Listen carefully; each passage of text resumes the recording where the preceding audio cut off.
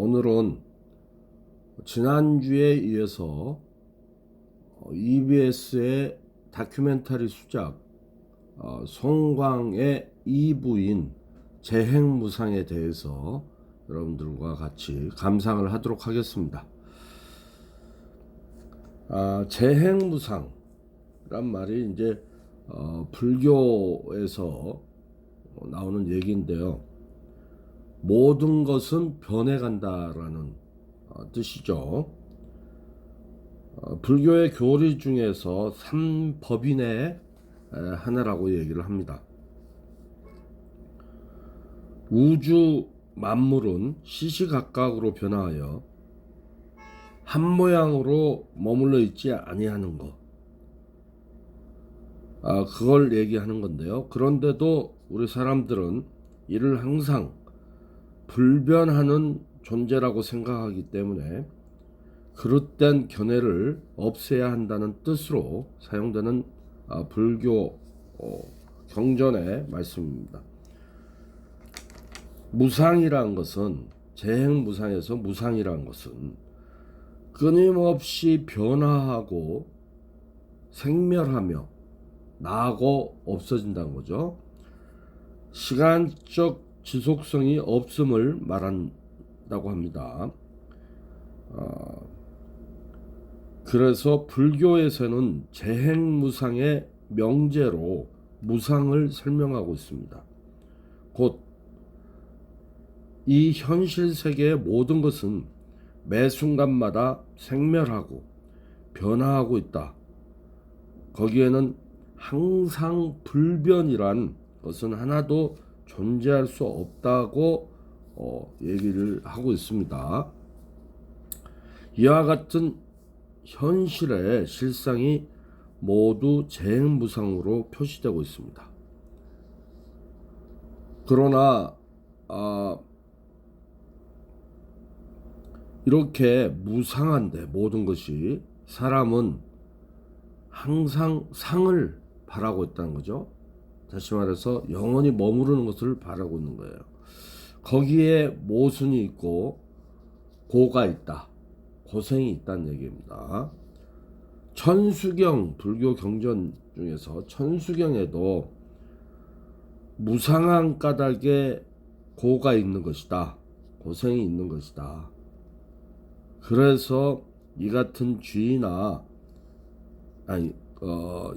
우리 인간이 지위나 명예에 집착하는 모든 탐욕을 버리고 오늘 하루에 소중한 생명을 깨달으면서 살아가야 된다. 이러한 가르침인 것입니다. 송광 2부의 그 재행무상은 1부의 시절 인연에 이어서 우리에게 불교에서 얘기하는 가르침을 동영상을 통해서, 자연 다큐멘터리를 통해서 깨닫게 하는 그러한 수작이라고 할 수 있습니다. 여러분들 그 일부 시절 인연을 보시고 감상하시고 그 감상문을 저에게 이렇게 보내주셨는데 많은 학생들께서 감동했다, 그리고 너무 평안한 마음을 갖게 됐다, 너무 감사드린다, 이렇게 전해오시고 있어서 상당히 뿌듯한 마음을 갖고 있습니다. 지난 시간에 제가 그 여러 가지 촬영 기법, 다큐멘터리에서의 촬영 기법들을 좀 설명을 드렸죠.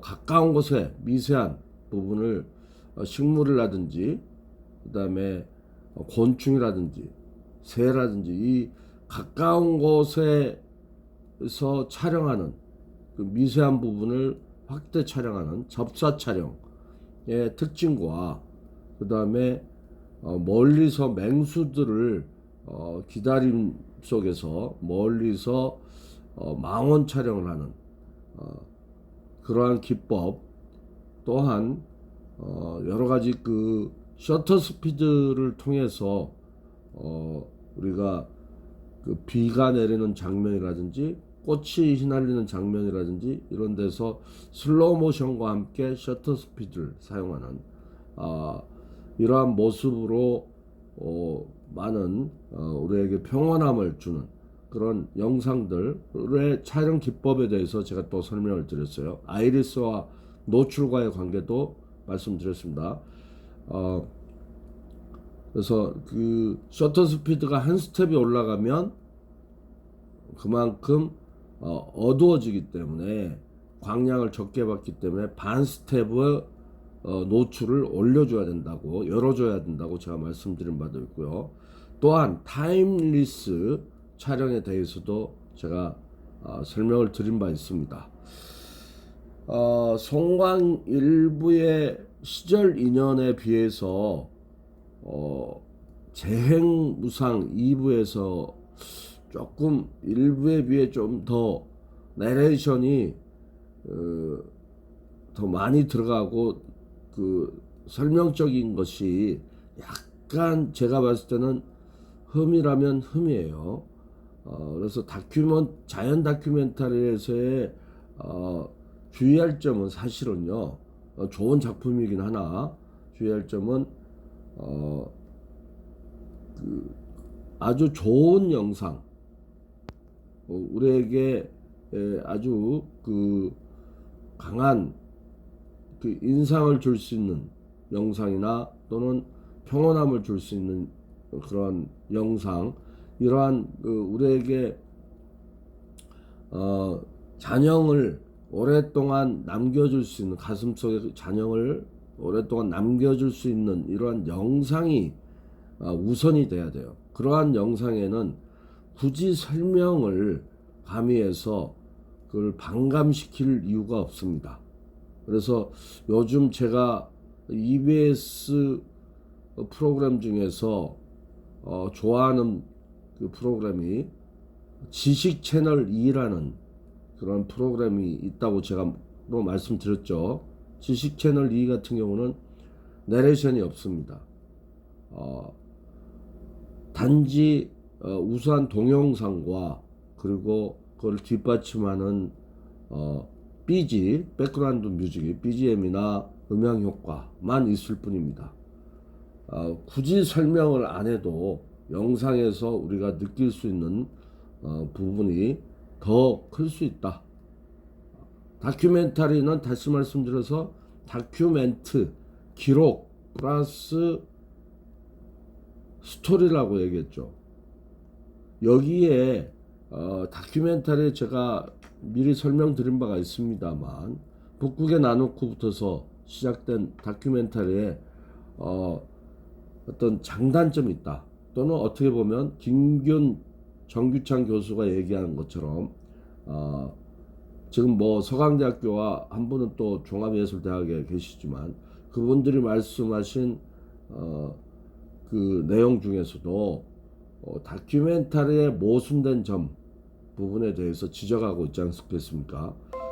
사실주의와 구성주의, 현상주의와 구성주의에 대한 어떤 대립관계에서 구성주의 요소가 많이 가미된 다큐멘터리, 그러니까 현상주의나 사실주의는 영상 그대로, 사실에 있는 그대로를 영상으로 표현한 것에 그거를 스토리를 가미시키는, 구성을 하는 그런 부분이 다큐멘터리 특징이긴 하나, 자칫 잘못하면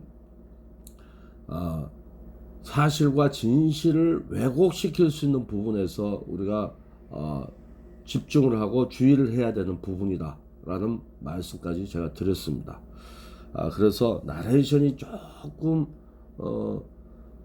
그 과도하다라는 생각을 제가 영상을 제작을 하는 그 입장에서 바라봤기 때문인지는 모르겠으나 조금 그런 부분이 아쉽다라는 설명을 들으면서 송광 2부 재행무상은 내용상으로는 모구정 귀퉁이에 용머리로 되어 있고 또는 그 나무로 된 그 어떤 물고기 모양, 이런 그 장치들이 있죠. 절에 가면. 그래서 모구정 귀퉁에 어치 가족이 동지를 틀었고 계곡 최고의 사냥꾼 물까마귀 새끼 역시 이소를 앞두고 있습니다.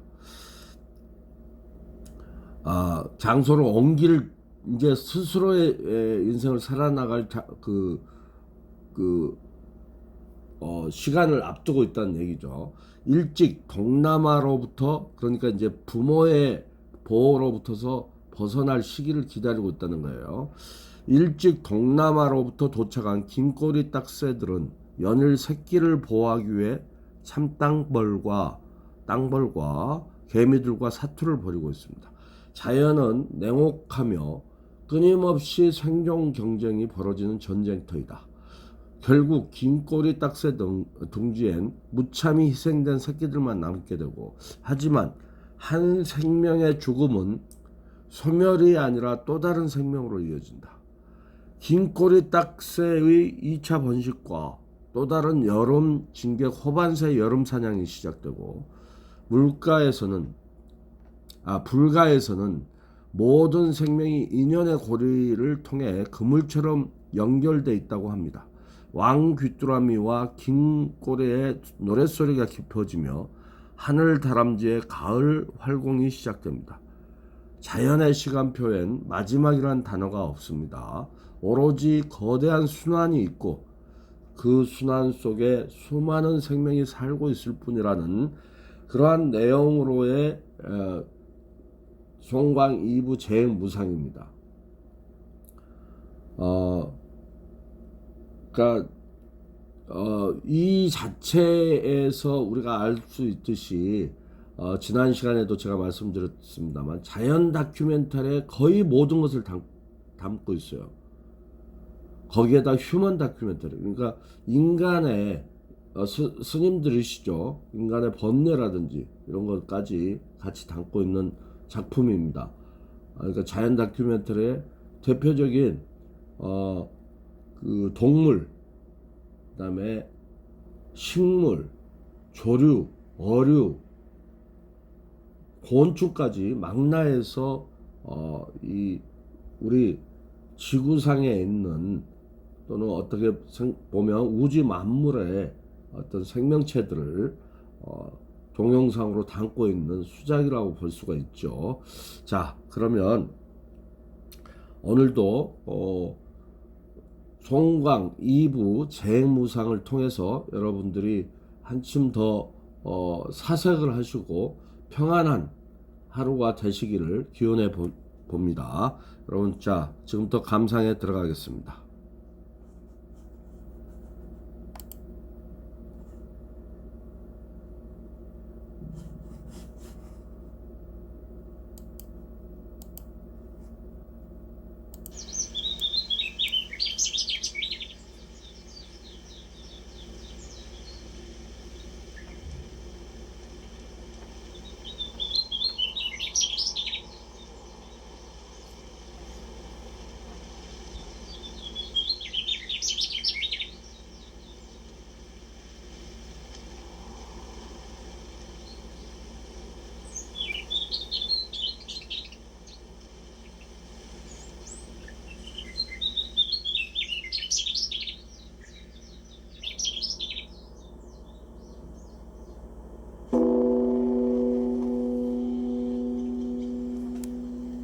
이곳에 사찰이 들어선 이래 순천 송광사 스님들이 하루도 빠짐없이 계속해온 일이 있습니다.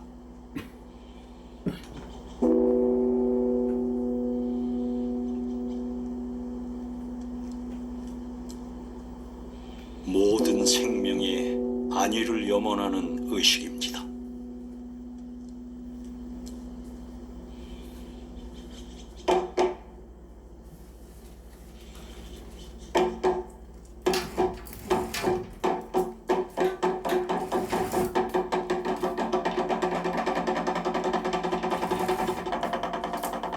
물고기 모양의 모고를 치는 것은 물속 세상의 생명이 편안하기를 바란다는 의미입니다.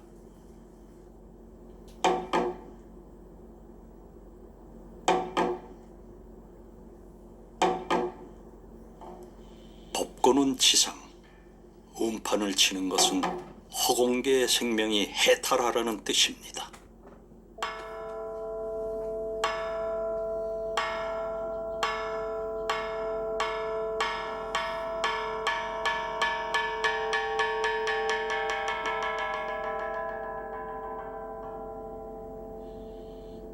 이는 자연의 만물이 변화의 소용돌이 속에서도 각기 인연을 만나 영원하기를 기원하는 의식이기도 합니다.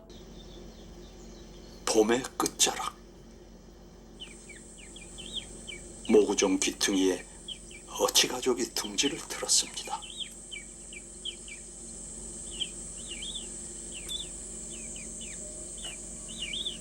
녀석들은 이틀 전 6새끼를 부화시켰고 암수가 번갈아가며 본격적인 육아 전쟁에 돌입했습니다.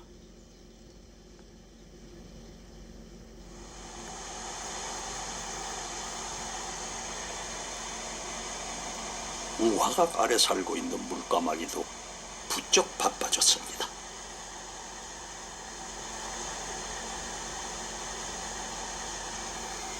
녀석은 하루에도 수십 번 거친 물살을 마다 않고 먹잇감 사냥에 나서죠.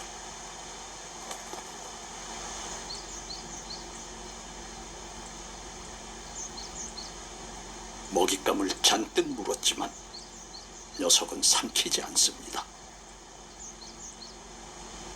기다리는 새끼들 때문입니다.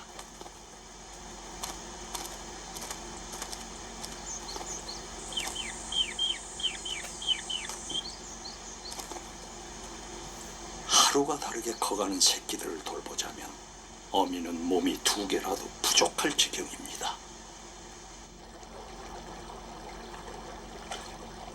하지만 녀석들은 계곡 최고의 사냥꾼입니다. 주로 작은 물고기나 날돌의 유충 같은 수소곤충을 먹습니다. 아무리 위장의 천재인 날돌의 유충도 녀석 앞에서는 속수무책입니다.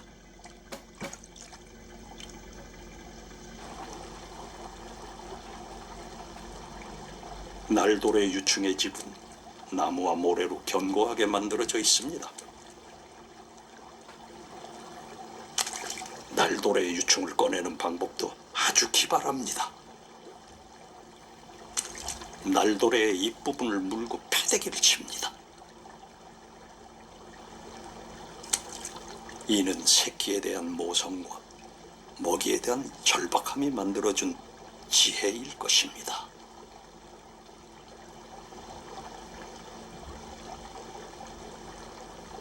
녀석이 물속에서 사냥을 잘하는 데는 그만한 이유가 있습니다.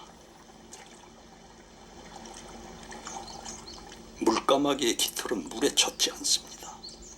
이는 항문 근처의 분비샘에서 나온 기름이 방수 역할을 하기 때문이죠.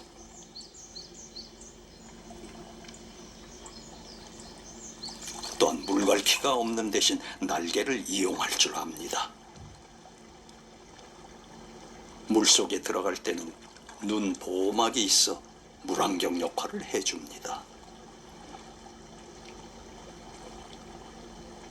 녀석이 장시간 물에 잠수하여 날돌의 유충을 찾아내거나 빨리 움직이는 물고기를 쪽집게처럼 잡을 수 있는 것도 그 때문입니다.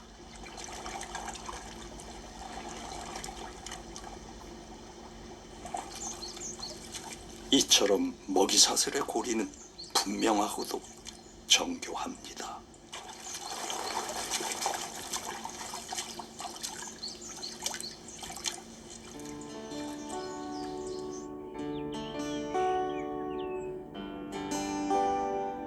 자연에서 헛된 시간이란 없습니다.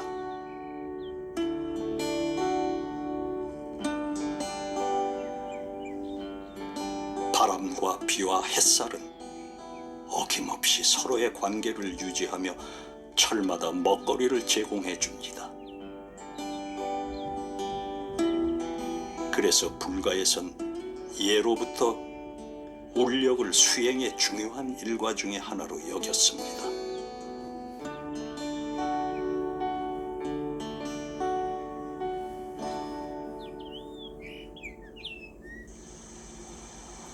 계곡에 귀한 손님이 찾아왔습니다.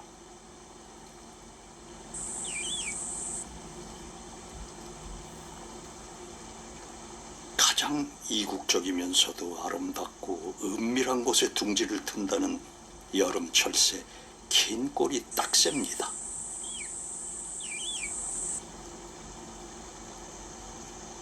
녀석들은 번식을 위해 먼 동남아로부터 장거리 여행을 거쳐 이곳에 둥지를 틀게 됐습니다.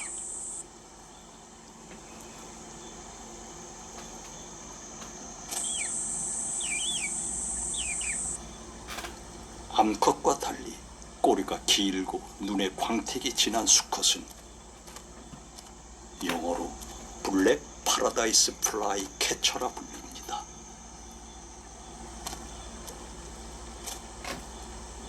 천국의 검은 사냥꾼이란 뜻입니다.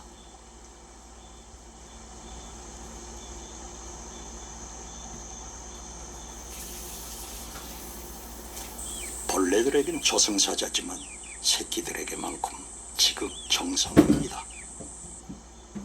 그런데 불청객이 나타났습니다.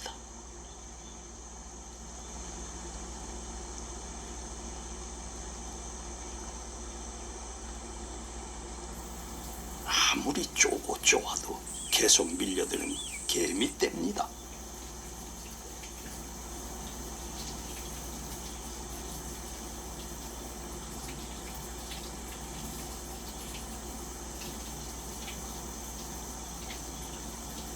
부하에서 둥지를 떠날 때까지의 기간은 약 12일에서 14일. 이 기간 동안 암컷과 수컷은 둥지를 지키랴 새끼들 먹잇감을 가져 나르랴 바쁘기만 합니다.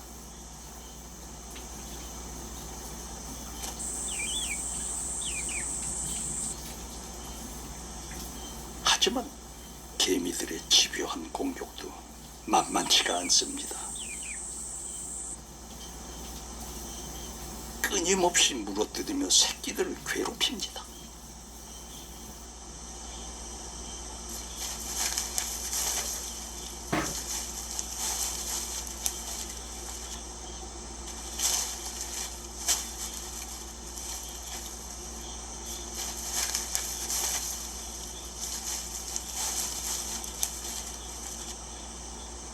사실 긴 꼬리 딱새가 가는 외나무 줄기에 둥지를 트는 것도 침입자들 때문입니다.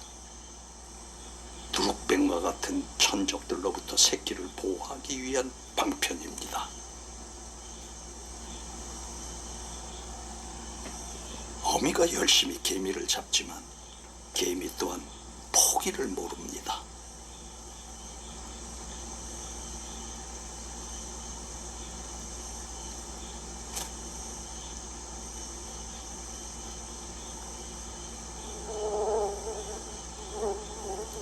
이번에는 참땅벌입니다.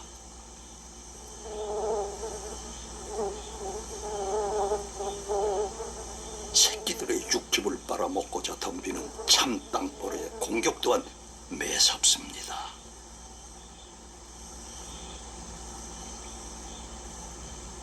과연 긴꼬리 딱새 새끼들은 이 불청객들의 전방위적인 공격을 막아내고 무사히 둥지를 떠날 수 있을까요?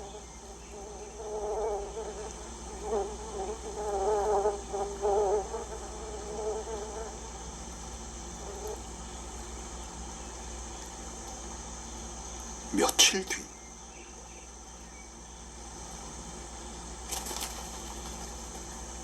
수컷 긴꼬리 딱새의 행동이 수상쩍다 싶었습니다.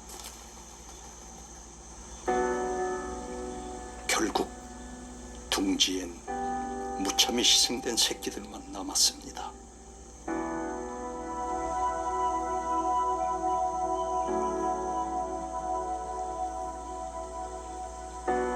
자연은 때로 냉혹합니다. 끊임없이 생존 경쟁이 벌어지는 전쟁터입니다.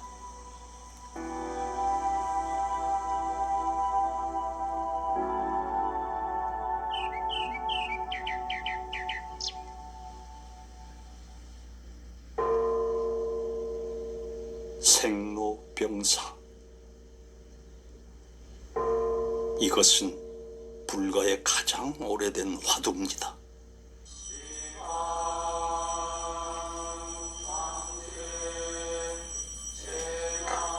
불가에선 이렇게도 말합니다.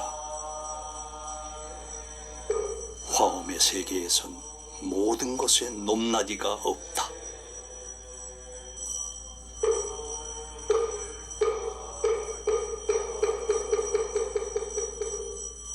어떤 생명도 죽음으로 향하는 길을 피할 수는 없습니다.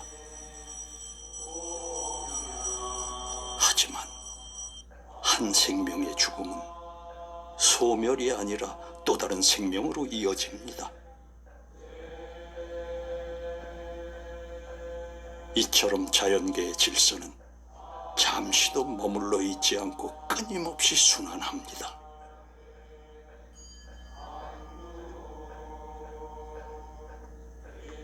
이것이 불가에서 말하는 재행무상은 아닐까요?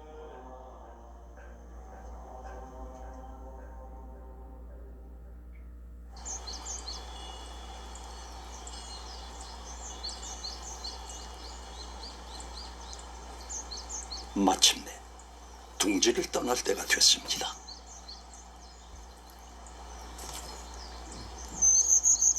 이때가 되면 어미 물까마귀는 새끼들에게 먹이 주는 횟수를 줄입니다.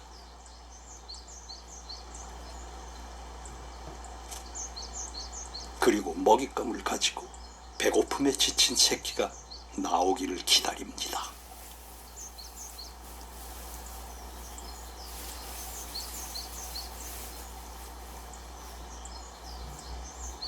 이 순간이 어린 새끼에겐 가장 두렵고도 용기가 필요한 시간일 것입니다.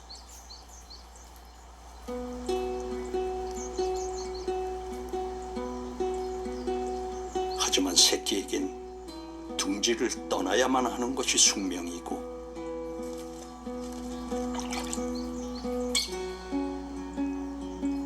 어미에겐 내보내야 하는 것이 숙명입니다.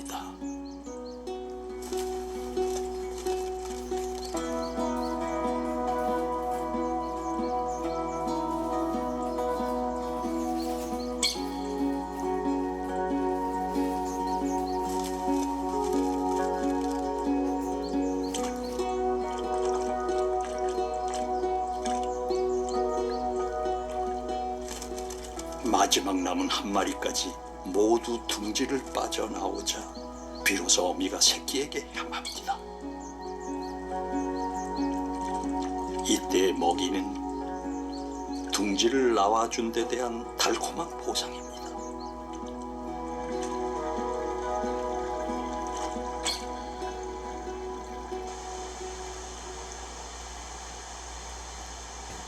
당분간 새끼들이 홀로 사냥할 수 있을 때까지 어미는 새끼들을 보살핍니다.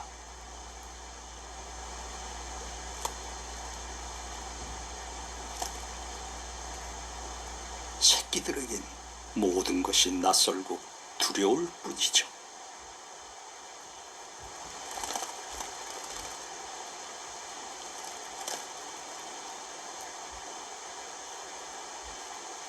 하지만 이 녀석도 물질계에 맞서며 잠수를 배울 것이고 스스로 먹잇감을 찾아낼 것입니다.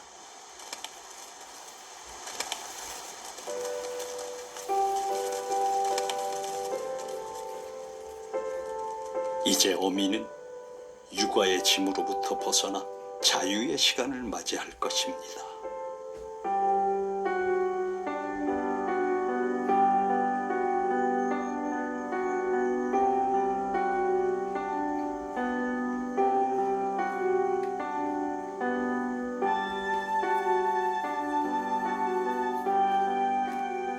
남은 새끼를 키우는 것은 이제 자연의 몫입니다.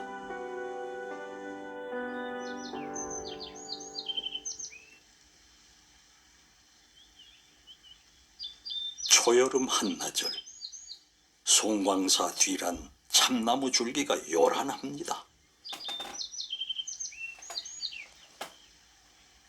곤충계의 콧불 속 장수풍뎅이는 물론 톱사슴 벌레에 꼬마 장수 말벌까지 총동원됐습니다. 이른바 달콤한 수액 쟁탈전이 벌어진 것입니다. 먹잇감 앞에서는 누구나 천하장사가 됩니다.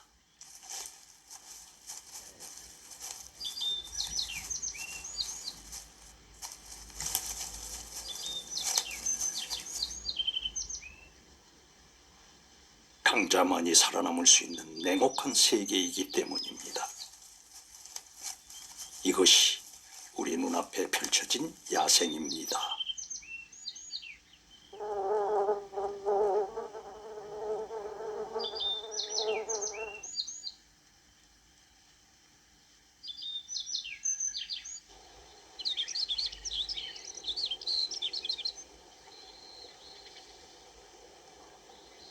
오늘도 자연의 무대엔 수많은 생명이 초대됩니다. 그러나 이 아름다움 속엔 지난한 생명 여정이 숨어 있습니다. 배추 흰나비 애벌레입니다.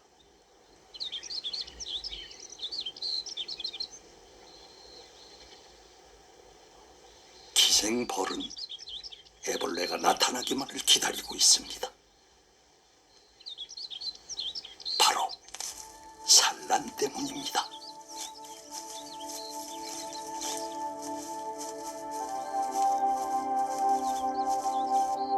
번식기가 되면 기생벌은 나비 애벌레의 몸에 침처럼 생긴 산란관을 꽂아 넣습니다.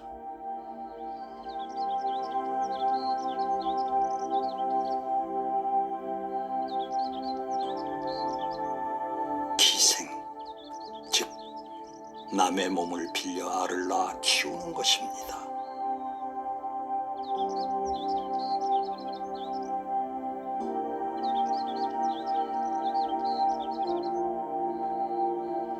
결국 나비 애벌레는 고통 속에 죽게 되고 기생벌의 애벌레는 나비 애벌레의 몸을 먹고 성장합니다.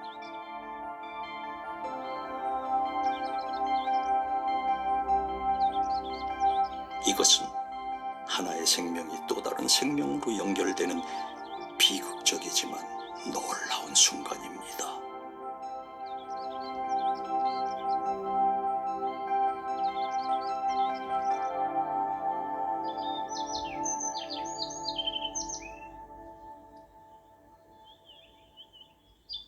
그렇다고 모든 나비가 운이 나쁜 건 아닙니다.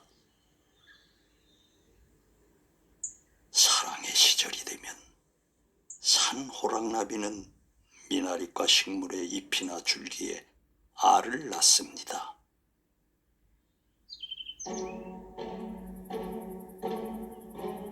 알에서 부화한 애벌레는 연한 잎사귀와 줄기를 먹으며 조금씩 성장합니다.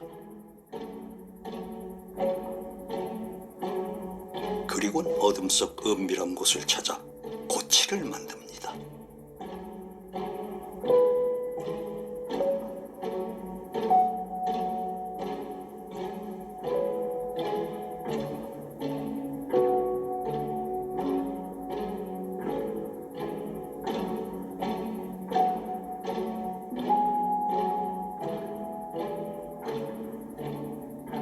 자신의 몸을 찢고 나와야 하는 우화는 고통스럽습니다.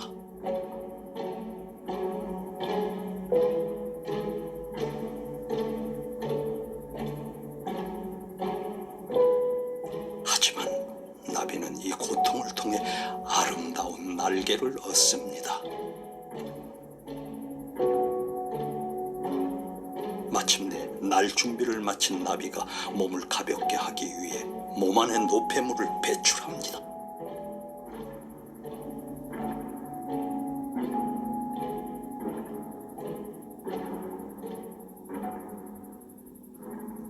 천적을 피해 여기까지 오는 것만으로도 나비에겐 행운입니다.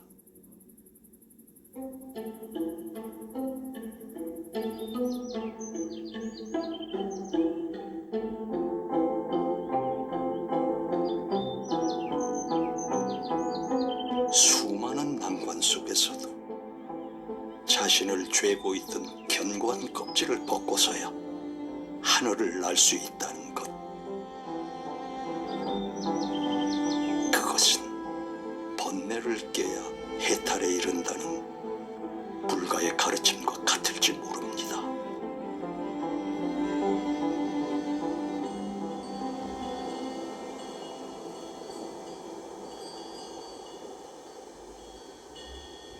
이 세상은 오늘도 삶과 죽음이 끊임없이 소용돌이치는 곳입니다.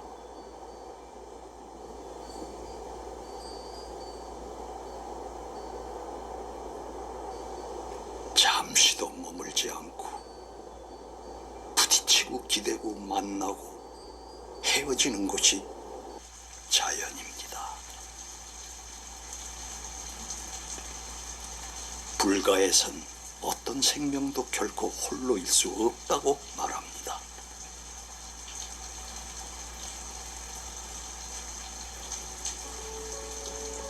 인드라망, 불가에서 말하는 이것은 모든 생명이 인연의 고리를 통해 그물처럼 연결되어 있다는 뜻입니다.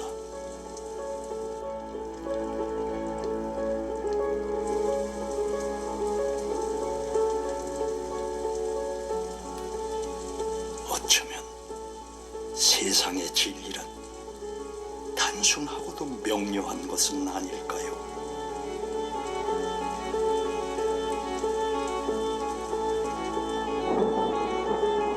모든 생명은 자연의 질서라는 거대한 수레바퀴 위에 한식구처럼 동승하고 있다는 것.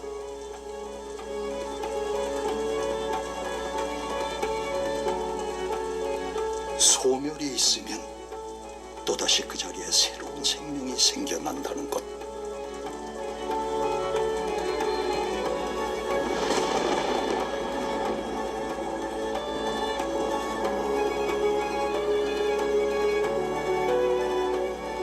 이것 역시 불가에서 말하는 재행무상의 또 다른 얼굴이겠지요.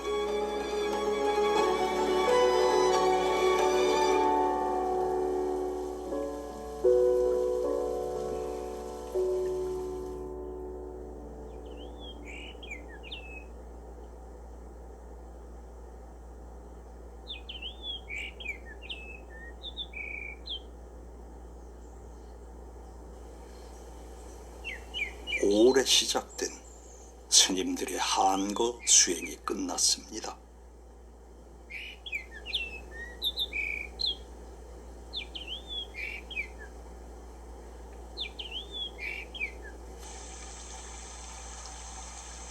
하지만 여름철새인 긴 꼬리 딱새의 자식 농사는 끝나지 않았습니다.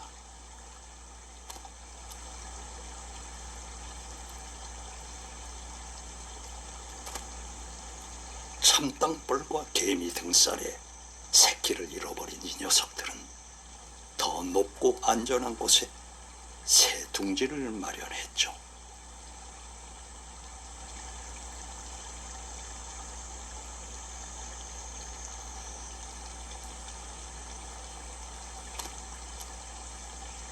알 품기는 암컷과 수컷이 번갈아가며 계속하는데 가끔씩